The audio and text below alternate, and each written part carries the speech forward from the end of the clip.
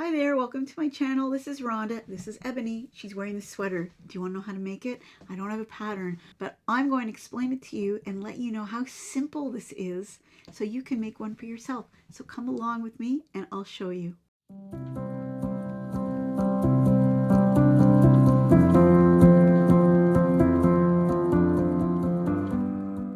Ebony is looking very nice in this sweater that I just made. She actually looks way better in it than I do. It was a figure it out as you go along kind of thing, and I've actually shown a picture of this on a couple of Facebook groups that I'm on, and I've been asked for the pattern, and truth is I don't have a pattern, but I can explain how I did it that will help you to make one for yourself. And it doesn't even have to look exactly like this. That's the nice thing. You can make it your own and add different colors or different stitch patterns and still get a beautiful result. So first, what did I use to create this particular sweater? I used Caron Cotton Funnel Cakes. This is 100% cotton, and I will tell you a little bit about this yarn. It is a Ripley pattern in it, and there was Caron Cotton Ripple Cakes, I believe. I'm not sure if that's an older yarn, but if you have that, that works too. But honestly, you don't have to use this yarn. You could use any cotton yarn you like. This is a 4-weight. It is a washable yarn. A 5mm hook is recommended, which is what I used. I used a 5mm hook, the Clover Amour. I'm very basic with my hooks. I keep hearing about all these awesome hooks, and I think I have to expand my horizons, but as of yet, I haven't. So I used this color, and this color is called Coral. Look how pretty that is. The bottom and the neckline are in this coral color. I used this color, and this is what I have left. I started off with 2 like this, and I didn't even go through 2. And this one is called Peaches. The body of it, the major portion, is in this peaches color. So how did I do it? I have this book, Indispensable Stitch Collection for Crocheters. There's 200 stitch patterns in words and symbols by Melissa Leapman. I will link you to this book below in the description box. I used a pattern called Almond Ridges. This one right here. Okay, so it has a wrong side and a right side. It's got 2 different sides to it.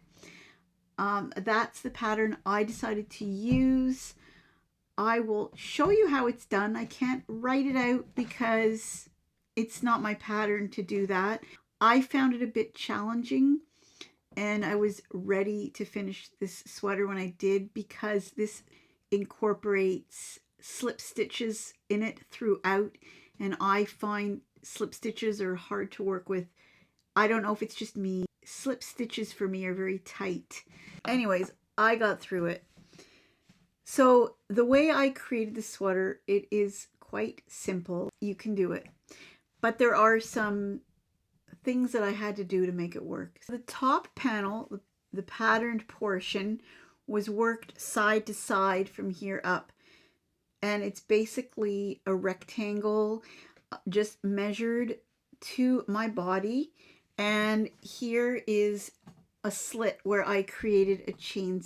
Now you'll notice in the back, I also have the V going down. So I just made the slit as long as I wanted it from the front to the back.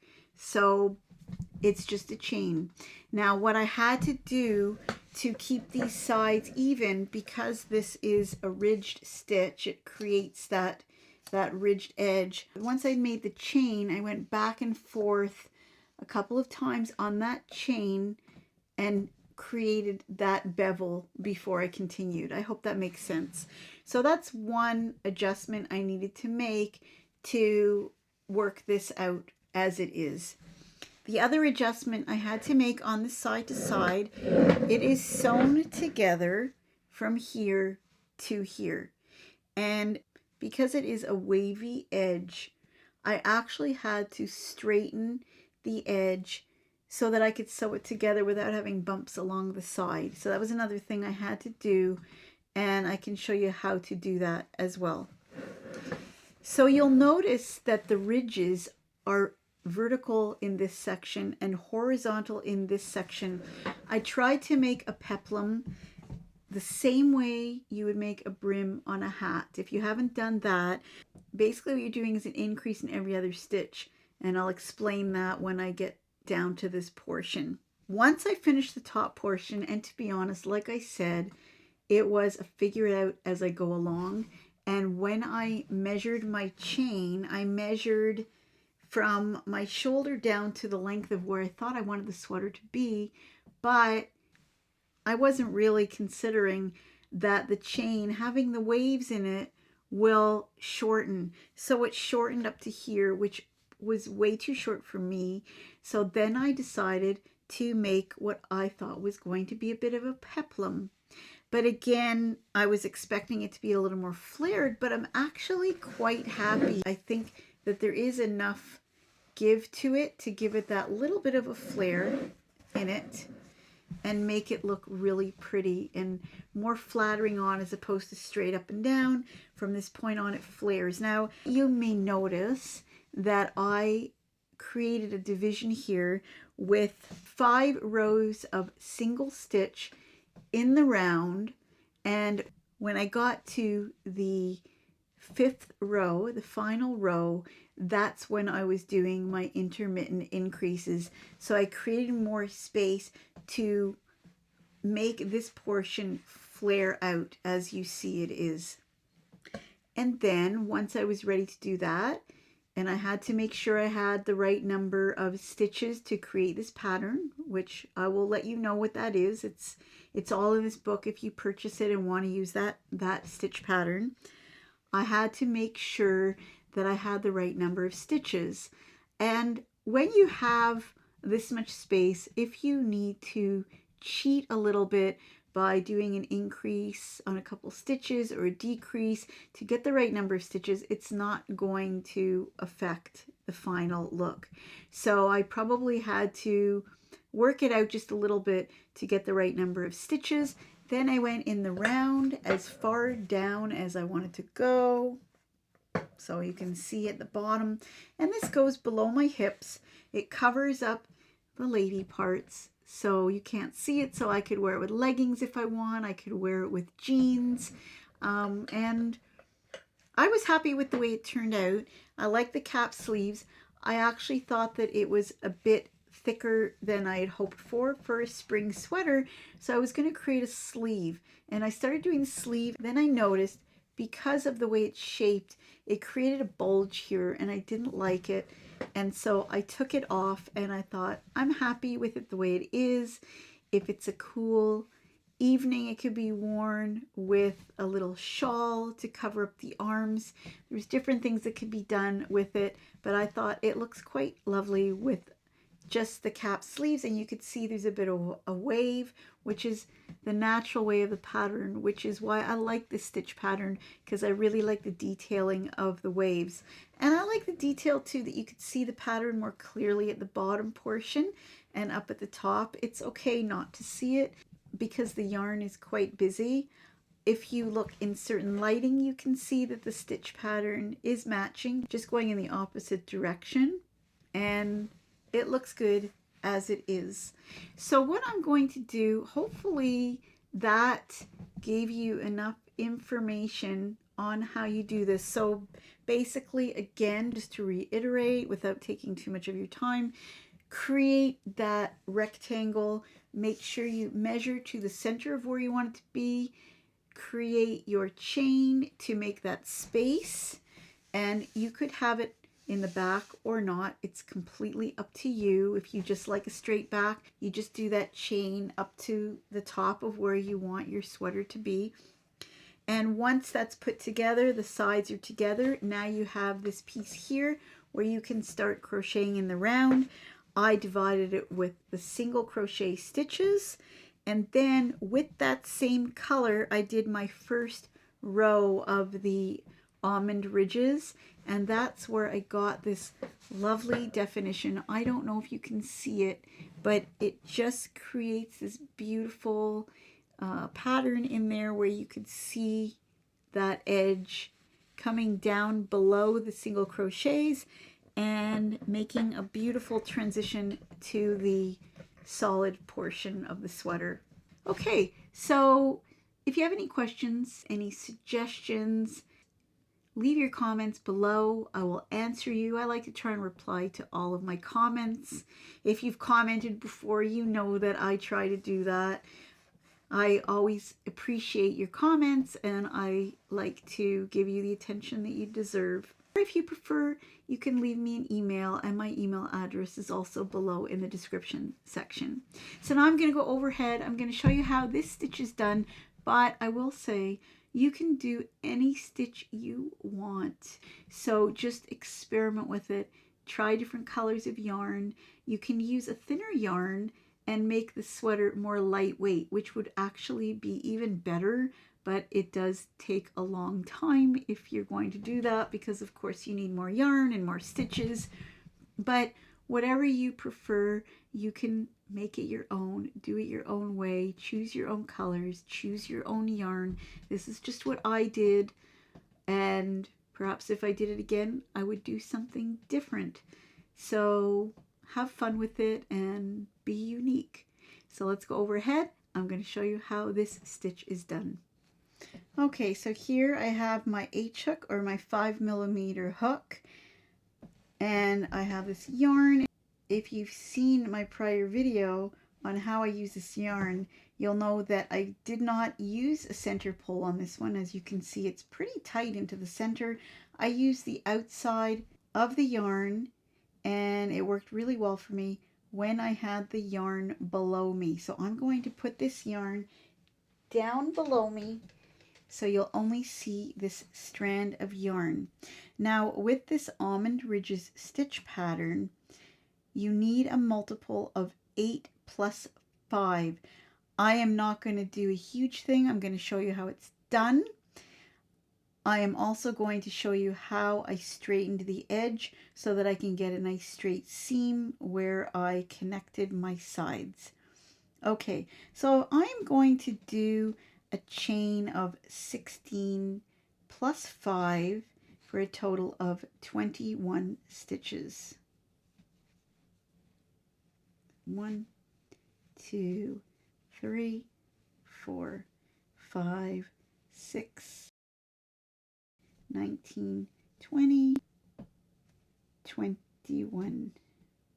Okay, so now with this stitch pattern, there are 2 foundation rows after you chain, and then there are 3 rows after that, and the 4th row is the same as the second foundation row. So let's continue with that, starting with the first foundation row, which is considered the right side of this pattern.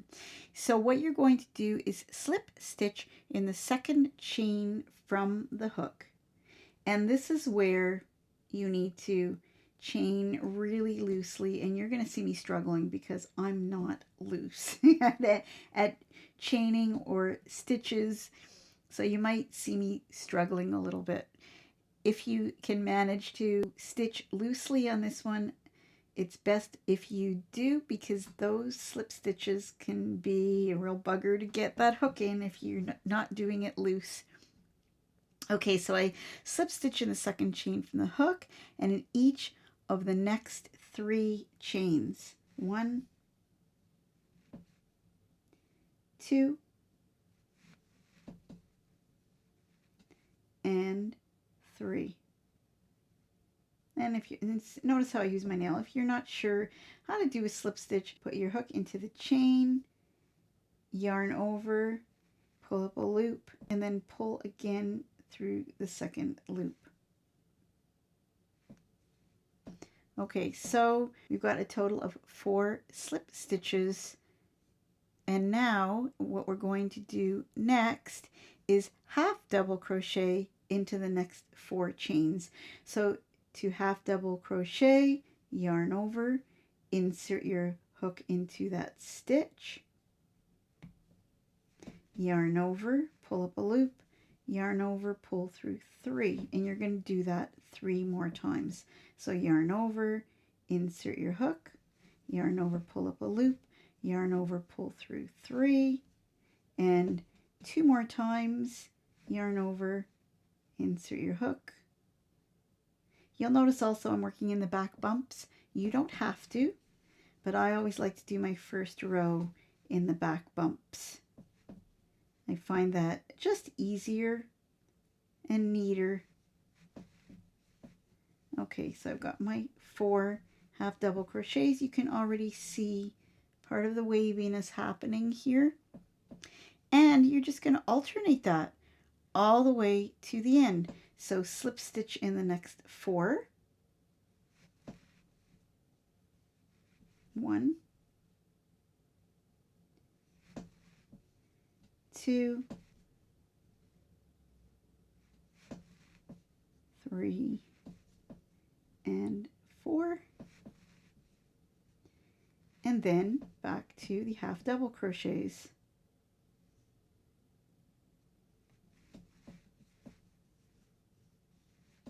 So what you want to do is keep this tension a little bit looser, just so you're not creating tight stitches. And that way you'll have much less of a difficult time than I do trying to work into those really tight slip stitches. Okay, coming to the end, I'm going to do another 4 slip stitches. And if you've done it correctly, you are going to end up with whatever stitches you had at the beginning of your row is going to be the same as the stitches at the end. So I started with slip stitches at the beginning. I end up with slip stitches at the end of the row. And you can see that beautiful wavy pattern forming immediately. So instant gratification that if it looks like this, you're doing it right. So that is foundation row 1. This is considered the right side of your garment. And now we're going to do foundation row 2. We're going to chain 1 and turn our work. Okay? And working in the back loop only. From now on, the entire project, you're working in the back loop. To find the back loop, just take a look at the edge of your stitches. You'll see the V's. You're going to go into the center of that V. So what you need to do is slip stitch in each of the next 4 stitches. So you're not going into that chain 1 space. Really important to know that, because this pattern is one that is very finicky, and if you're off, it will throw the whole pattern off. So just be careful. I did make some mistakes in my garment, which nobody's going to be bothered by except for me, and it's not crucial. It looks like it's an intentional part of the design, but it's not intentional. We want to get everything lining up to make it look right. Okay, so right now we are going to do a slip stitch in each of the next 4 stitches, starting with the first stitch, not the chain. So here we go. 1, and you'll see how I work it in with my nail. That's just me. You might have looser stitches than me, but I tend to have to use my nail. Oops. I tend to have to use my nail on those slip stitches. So 4 of those, and again it's 4, 4, all in multiples of 4. So now that you've done those slip stitches, what comes next? The half double crochets. And you'll notice that in this row, the slip stitches are going on top of the slip stitches, and the half double crochets are going on top of the half double crochets. So you are getting that almond shape that is what the pattern is defined by. So I'll just complete this row. Now I'm doing my 4 slip stitches. So remember, it's 4 slip stitches followed by 4 half double crochets and 4 slip stitches, and make sure for the rest of your pattern that you're going into the back loop only. Did you see how I was getting into that? I basically bring my hook right down to the center of that V.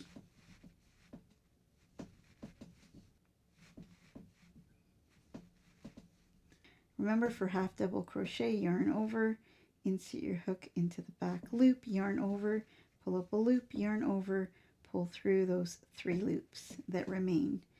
And we need to have 4 half double crochets in a row and then 4 slip stitches. And if you're counting right, then you will have 4 of whatever it is at the beginning of your row at the end. Like so. And look at that. Already you're seeing the almonds, and this is the wrong side, so actually that's the right side. Okay, so now we're going into row 1. Now you're not going to chain 1, you're going to chain 2 and turn your work. So now row 1 is considered back on the right side. And what you're going to notice that every time you're on the right side, you are going to be putting half double crochets on top of the slip stitches and slip stitches on top of the half double crochets. So now here's slip stitches, we've chained 2, and we're going to skip the first half double crochet because this chain 2 counts as a half double crochet. So we're going to make 3 more half double crochets for a total of 4 because that chain counts as 1. So that was 1, 2, and 3. And now on top of these half double crochets, we're going to put slip stitches in, and notice I'm doing the back loop only. It will never change back the entire pattern. The entire pattern now is done in the back loop only.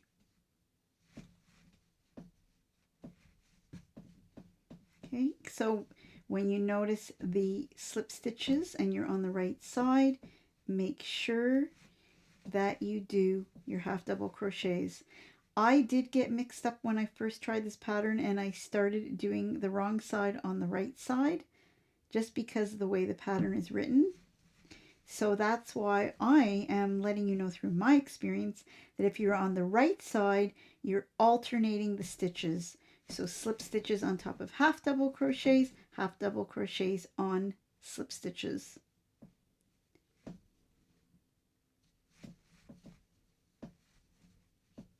And remember what I said, whatever you start with, it doesn't matter how long your row is, whatever you start with is whatever you end with. And if you don't end with the same, then you need to go back and figure out where you went wrong, because that is the way this pattern works. If you started the row with half double crochets, you end with those 4 half double crochets.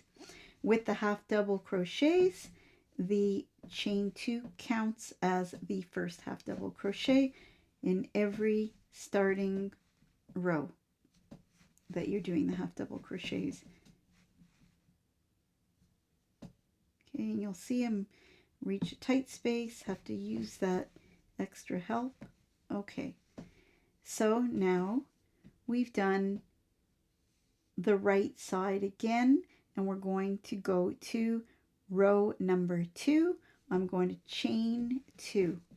Notice I've got the half double crochets here, so I'm going to chain 2, turn my work, and now I'm on the wrong side, and on the wrong side I'm matching the stitches. So if there's half double crochet, I'm doing half double crochet. Remember that the chain 2 counts as the first half double crochet. So you skip the first stitch, go to the second one, and do 3 half double crochets for a total of 4,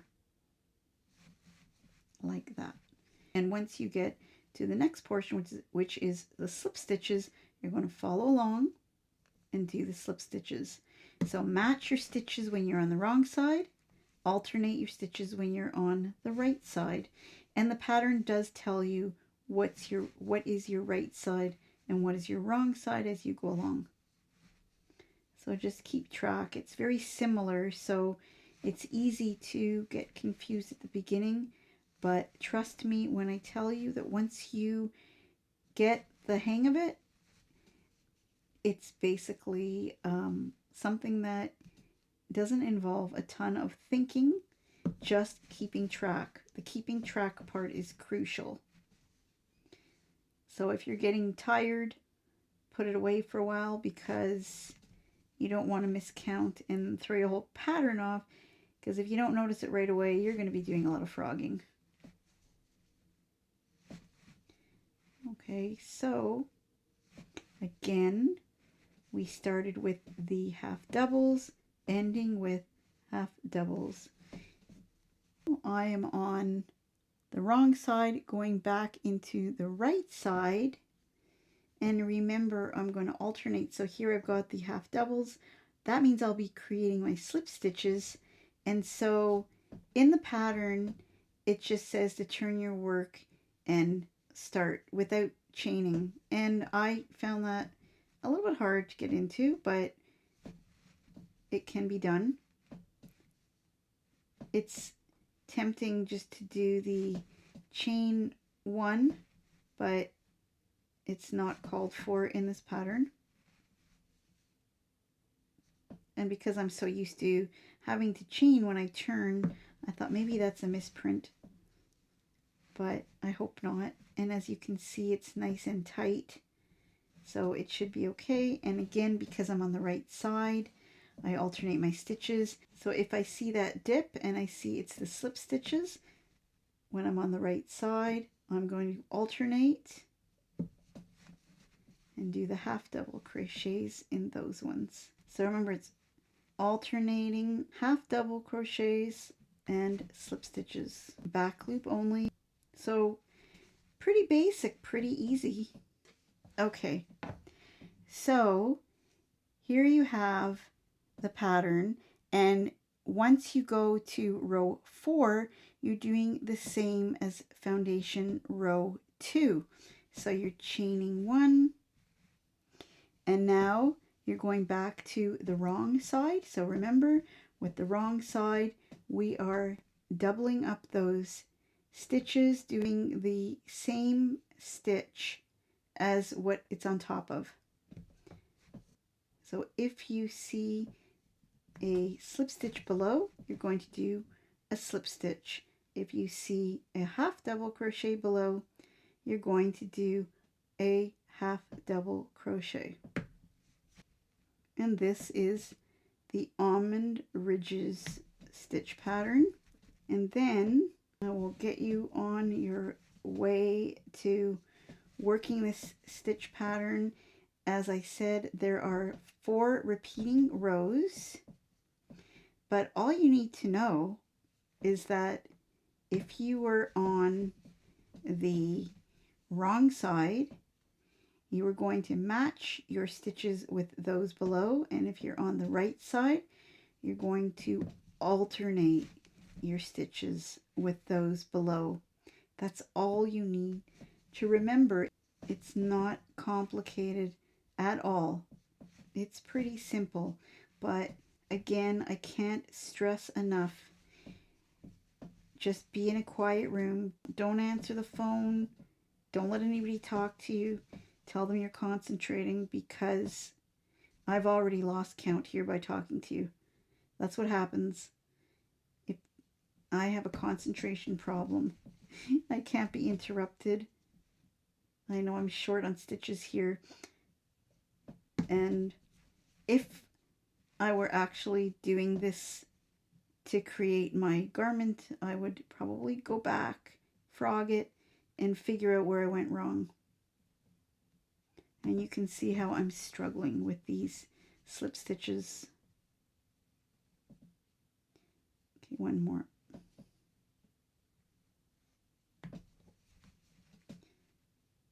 Okay. Now I think I got it a little off center, but let's not pay attention to that. But you can see this is the wrong side, that is the right side. Now, I was addressing something when I talked about my edge. I had to straighten the edge so I could seam my work together and not have bumps in the side of my fabric. That's one issue. The other issue is when I was doing the neckline, I would have this nice ridged pattern on one side and the chain on the other. And so I didn't want that. I wanted to have the waves in it to match this side. So I went back and forth on that chain, and then eventually when I liked the waves as they were, I started creating my rows again, if that makes sense. If you don't want to do it that way, you can go back later and fix it once everything is together. It's just a preference to try and get both edges of the neckline to have that wave. But let's say this is the edge where you need to sew the two sides together, or slip stitch. In my case, I slip stitch the two sides together. Either way you like to fasten your edges. I found the slip stitches going down really worked out well. It was actually quite beautiful. I couldn't even see my seam. Whichever way you prefer to connect your sides is fine. But again, we need to make it straight. So what I need to do, you'll see there's these raises and dips. I need to keep the dips, I need to keep the raises straight. I don't want them to be raised anymore, but I need to raise these dips. So basically, I'm going to make a taller stitch in these dips and a slip stitch in these hills, if you want to call them that, in the higher areas. So what I'm going to do is I'm going to chain one, and I thought I'd have to do a half double crochet, but I found it made it have a curve. So I did a simple single crochet in these first 4 stitches, and depending on where you end off, if you have the higher part at the end, if you have your higher part at the end, then of course you would do the opposite. So now I've got the higher part, and I am going to just slip stitch across to bring it evenly across, 4 stitches. And then again, I've got my valley here, so I am going to do another 4 single crochets. So insert your hook, yarn over, pull up a loop, pull through 2, 4 times.